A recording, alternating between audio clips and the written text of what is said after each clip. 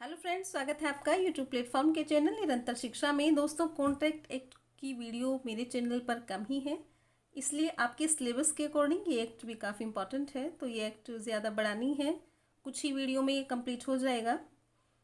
ये वीडियो बिहार सीजे, एमपी सीजे, UP PCSJ आदि सभी न्यायिक परीक्षाओं के लिए काफ़ी इंपॉर्टेंट है, तो चैनल को सब्सक्राइब कर लें व पास वाले बेल आइकन को भी क्लिक कर लें ताकि जो मैं वीडियो यहाँ से अपलोड करूँ उसका नोटिफिकेशन आपको तुरंत मिल जाए। तो चलिए स्टार्ट करते हैं। कॉन्ट्रैक्ट एक्ट की एक वीडियो मैंने काफ़ी टाइम पहले डाली थी चैनल पर, ये पार्ट 2 है। क्वेश्चन है, निम्नलिखित में से कौन सा वाद सामान्य प्रस्थापना से संबंधित है?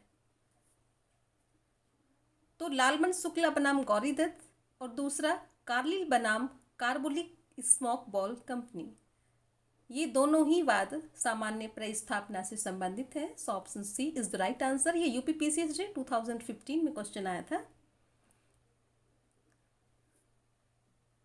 जनसाधारण अथवा समूचे संसार से की गई प्रस्थापनाओं से संबंधित वाद है।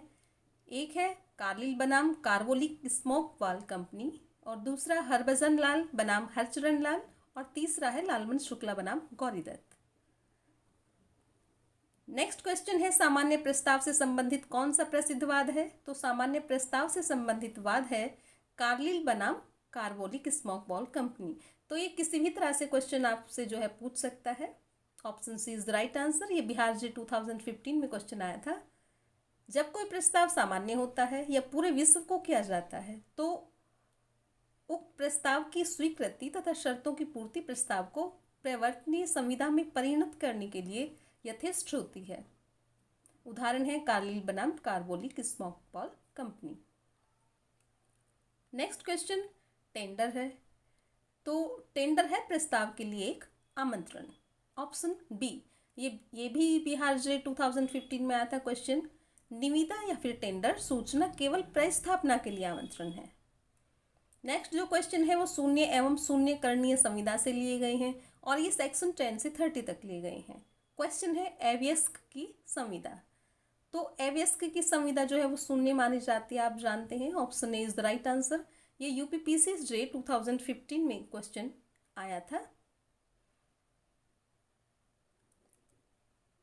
मोहरी बीबी बनाम धर्मदास घोष 1903 कोलकाता 539 के मामले में यह अभिनिर्धारित किया गया कि अप्राप्तव्य द्वारा किए गए करार पूर्ण रूप से एवं आरंभतः शून्य होते हैं। नेक्स्ट क्वेश्चन है, कै जिसने अपने पुत्र खे को उसकी अप्राप्तव्यता के दौरान धन उधार दिया था, खे के प्राप्तव्य होने पर अपने पैतृक असर के दुरुपयोग द्वारा उससे उस उधार धन की बाबत सौदे राशि से अधिक धन के लिए बंधपत्र प्राप्त कर लेता है। क्या प्रयोग करता है? तो क्या प्रयोग करता है या सम्यक असर? ऑप्शन सी, ये यूपी पीसीएसजे 2015 में आया था क्वेश्चन। संविदा अधिनियम की धारा 16 का दृष्टांत क्या जिसने अपने पुत्र खे को उसकी अप्राप्तव्यता के दौरान में धन उधार दिया था, खे के प्राप्तव्य होने पर अपने पैतृक असर के दुरुपयोग द्वारा उससे उस उधार धन की बाबत सौदे राशि से अधिक रकम के लिए एक बंधपत्र अभी प्राप्त कर लेता है। क्या असम्यक असर का प्रयोग करता है इसमें।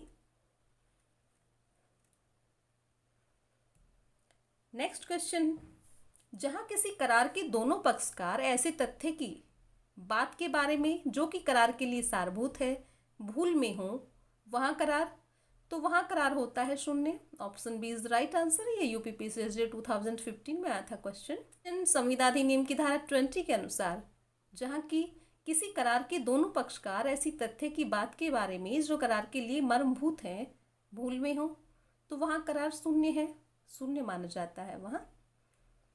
नेक्स्ट क्वेश्चन है, निम्नलिखित कथनों पर विचार कीजिए और बताइए इनमें से कौन सही है। नंबर 1 है बिना प्रतिफल के किया गया करार शून्य है और दूसरा विधि की दृष्टि में प्रतिफल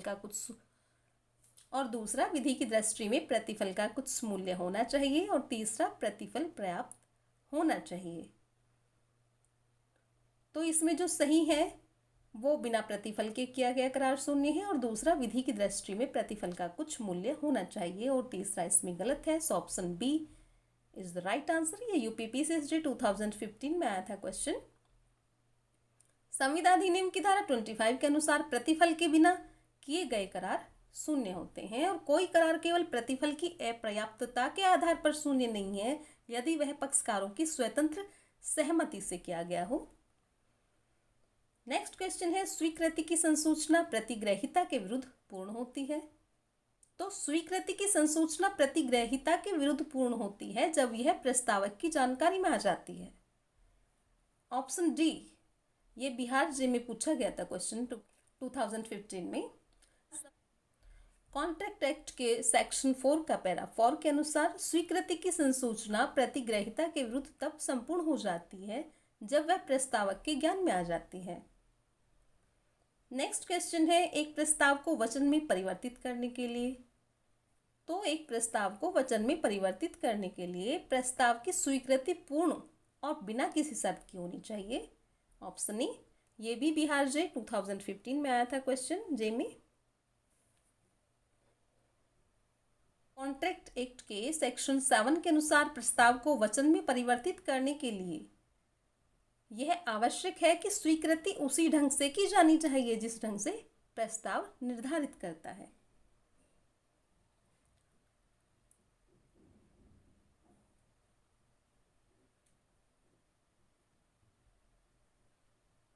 नेक्स्ट क्वेश्चन, निम्न में से कौन सही है?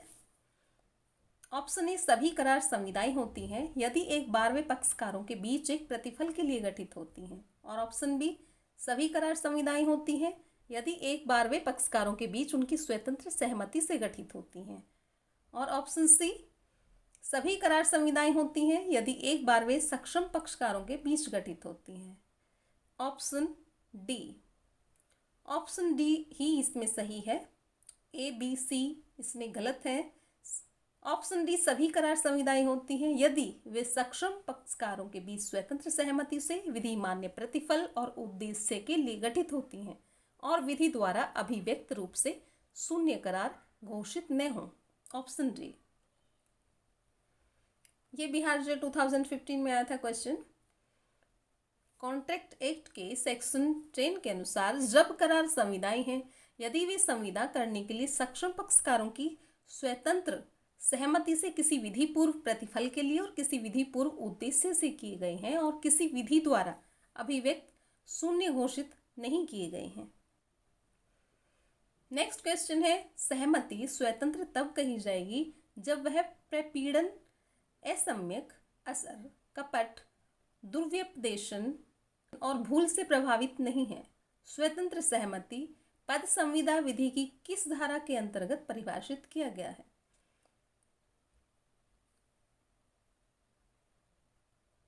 तो ये परिभाषित किया गया है सेक्शन 14 में। ऑप्शन ए, ये बिहार जे 2015 में आया था क्वेश्चन। तो आज का वीडियो बस यहीं तक। आई होप कि ये वीडियो आपकी सभी जे परीक्षाओं के लिए, सभी न्यायिक परीक्षाओं के लिए काफ़ी हेल्पफुल होगी। तो प्री के लिए